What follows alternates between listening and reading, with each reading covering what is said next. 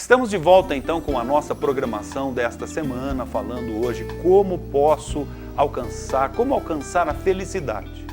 Haja vista que esse é um sentimento, é uma sensação, uma condição, um estado, não é? Um estado de vida, de espírito que as pessoas almejam alcançar, vivenciar.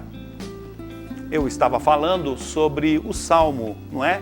De número 128, que é a nossa base aí durante a programação, o verso 1, que ele diz: feliz é aquela pessoa que teme ao Senhor e anda nos seus caminhos. Eu estava falando um pouquinho sobre a condição aí de temer a Deus, não é? Deus não é nenhum tirano, Deus não é nenhum impositor, Deus não é alguém que vai forçar a barra a nosso respeito para que possamos temê-lo, honrá-lo. Não, nada disso.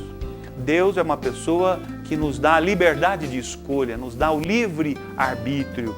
Deus nos dá o livre arbítrio. Alguém pode, mas como que questionar, como Deus dá o livre arbítrio? Ora, se formos para as Escrituras, e é o caso, não é? Que a nossa programação é toda ela fundamentada nas Escrituras. Qualquer assunto que nós abordamos aqui durante as programações que são levadas ao ar até os nossos amados telespectadores, sempre qualquer tema vai estar fundamentado nas Escrituras Sagradas. Deus nos dá o livre-arbítrio. Veja, quando Deus criou Adão e Eva e os estabeleceu no Jardim do Éden, no paraíso, viviam a imortalidade, viviam a comunhão íntima com Deus, estavam nus e não percebiam, porque eram livres do pecado, livres da malícia, não é? A ordem de Deus foi a seguinte: qual foi a palavra que Deus deixou para ambos ali? De todas as árvores, do fruto de todas as árvores do jardim, vocês podem comer, mas da árvore da ciência do bem e do mal, que está no centro do jardim, vocês não comam, porque o dia que vocês comerem, certamente vocês vão morrer, certamente. E Deus os deixou, porque eles eram o quê? Livres. Eles tinham o quê? Liberdade de escolha, Não é? No entanto, todos nós sabemos qual foi a escolha e a atitude que eles tiveram. Foram tentados pelo diabo, foram enganados pelo diabo, deram ouvidos à voz do diabo, e não alimentaram na sua mente a voz de Deus, a orientação de Deus. Diante disto, escolheram e pecaram, desobedeceram, fizeram a escolha que eles queriam, que desejaram fazer, não é?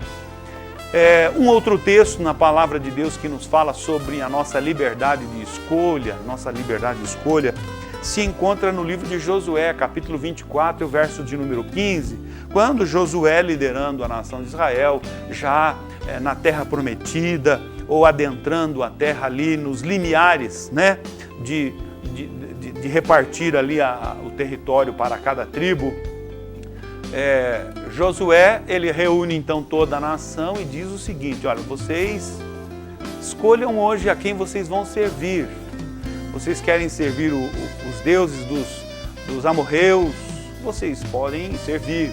Se vocês quiserem servir os deuses do pessoal aí que viveu antes do Jordão ou da além do Jordão, vocês podem servir. Agora, eu quero fazer aqui a minha declaração e deixar claro aqui que eu e a minha casa serviremos ao Senhor. Eu faço a minha escolha. Cada um de vocês, todos nós aqui, temos a liberdade. Eu estou aqui parafraseando a Bíblia, não é?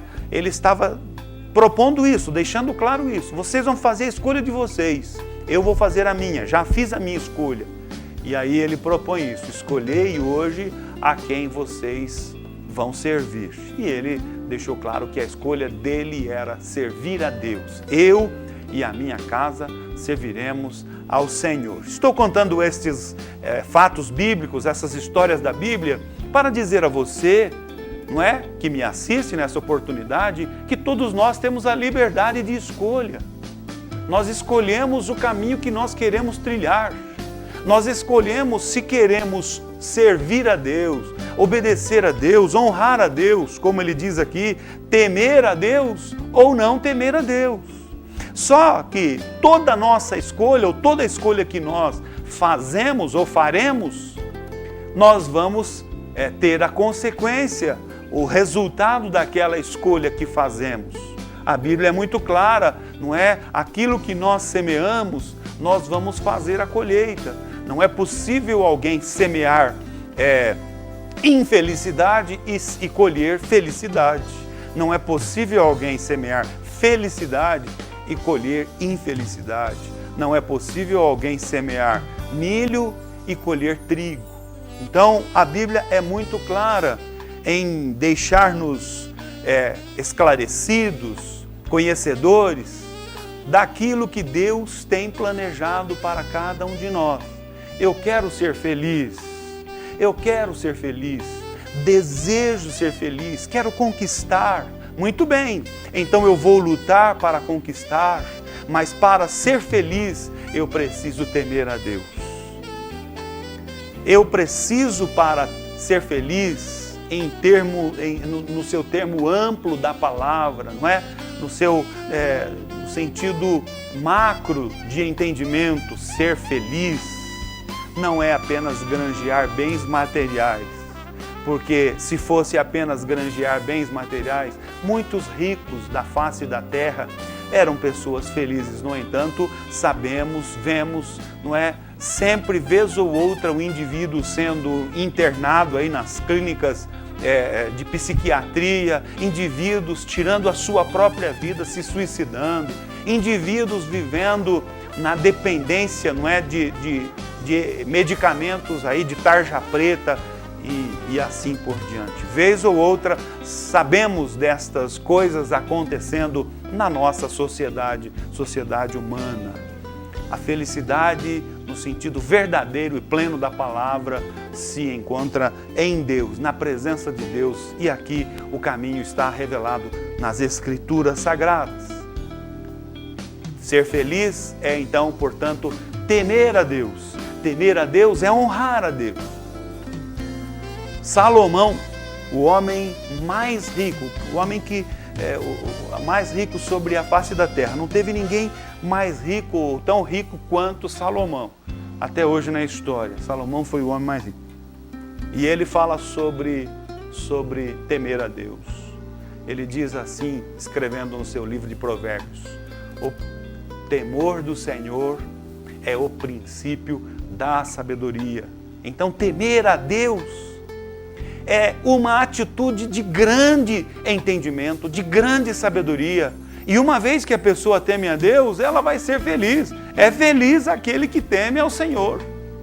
É feliz aquele que teme ao Senhor, que honra ao Senhor.